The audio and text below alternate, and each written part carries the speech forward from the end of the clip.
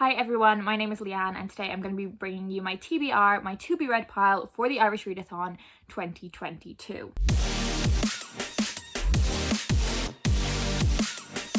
If you don't know what I'm talking about, the Irish Readathon is a month-long readathon that is hosted by myself and my wonderful co-host and dear friend Aoife, where we are just encouraging you to read more Irish books than you normally would in the month of March. All of the information will be linked down below in the description and in the cards if you want to find out more, but that is essentially the gist of it. It's a very chilled out readathon. All you need to do to participate is just read one Irish book. That's it. That's all you've got to do. But if you do want to push yourself a little bit more, we do have some prompts or challenges that you can engage with. If you're interested in taking part in the readathon, I would love to hear what you're interested in reading, so do leave me a comment down below, or you can get involved in our Discord server, which I will link in the description as well. We're going to be trying to chat as much as we can in the build up and throughout the course of the readathon. If you're posting about the readathon on social media, I would love to see what you're posting, and if you hashtag it with the Irish Readathon, I will make sure that I see it. But without further ado, let's get into my plans. So I have picked out one book for each of the prompts. My reading has definitely slowed down in recent months. I'm not going to be reading as much in March as I did for the last Irish Readathon. So these are the books that I definitely want to prioritize, definitely want to get to fit in all of the challenges. You don't need to pick an individual book for all of the challenges. If you want to double up, then you definitely can. I'm also going to be uploading a might be read video, so the books that I have on my TBR, like my general wider TBR that I could read for the Irish Readathon, but I'm just not sure I'm going to get to this time around. So keep your eyes peeled for that video as well. I am going to kick things off with our group read, Boys Don't Cry by Fiona Scarlett. This is a book that is about brothers, it's about grief, it is set in Dublin, and it features a lot of gangland violence as well. In our Discord server, we do have specific sections of the chat to talk about the book, divided up by chapter. I can't take any credit for that, that was all Aoife. I think this is going to be quite a quick read for most people, but one that we can have a lot of discussion around, so I'm really looking forward to that. Our next prompt was to read a book that was set in Northern Ireland, and for this I've gone for Big Girl, Small Town by Michelle Galler. I believe this is set in Derry, and it follows our main character named Magella, who is a bit of an unusual character. She kind of likes to keep to herself. She lives quite a simple life. She tends to wear the same clothes every day, go to her job at the chipper every single day. She comes home and watches the same TV shows. She doesn't really have any friends, and she has quite a complicated home life. Her father disappeared during the Troubles in Northern Ireland,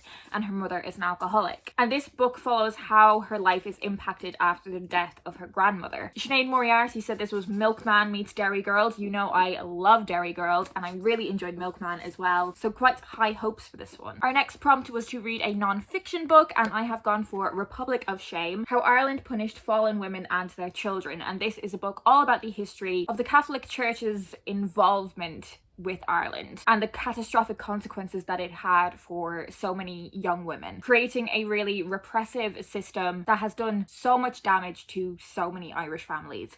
This is meant to be really well researched and really sensitively conveyed as well. I think this is a really important book and one that I'm going to get a lot out of. Our next prompt is to read a book that one of the hosts has already read. So I did some exploring through Aoife's story graph, and to be honest, if I wanted to double up on challenges, I could have used either of these books, but instead I have gone for Precious Catastrophe by Deirdre Sullivan. This is the sequel to Perfectly Preventable Deaths, which was one of my absolute favourite books in the year that I read it. It's a YA book that is set in small town Ireland about two sisters. They are twins, and there are also plenty of witchy goings on in this book. Plus, there are LGBTQ+ characters in here, which we love to see. This is just ticking so many boxes for me, and in a similar vein, our next prompt is to read an Irish kids book. Now, I am including YA in with kids, and if you want more recommendations for this particular prompt, I do have a whole video recommending Irish middle grade and teen books. But my selection for this prompt is kind of quite similar to Precious Catastrophe in that it is also a sequel to a book that I absolutely love, also has witchy magical themes in it, and also has LGBTQ+ characters, and that is The Gifts That Bind Us by Caroline O'Donoghue. We know by now that Caroline O'Donoghue has me in a fucking chokehold. Can't really talk about this book too specifically because it's a follow-up to the first book, and I don't want to spoil the ending of the first book for you, which you should totally definitely read if you haven't already. I mean, I've been pushing this book into like everyone's hands, so I don't know how you've escaped it if you haven't read it. But this does follow on from the first book that followed Maeve and her friends learning more about the special powers that she has in relation to her tarot deck. There was so much depth to the first book, there were so many different things going on. All of those things I was super interested in. The teenage romantic relationships felt really authentic to me, really honest, really tender, but also really exciting. And the way the author wove in contemporary societal issues to this bewitching story was done so impressively. So it's safe to say that I've got pretty high hopes for the sequel as well. We also have a prompt to read a book that was set or written in the 1920s, and for this I'm going to be reading a short story. I'm going to be reading Guests of a Nation by Frank O'Connor. This was published in 1931, but it is set during the Irish War of Independence, and it is about the execution of 2 British soldiers who were being held captive by the Irish Republican Army during the War of Independence. It's a super short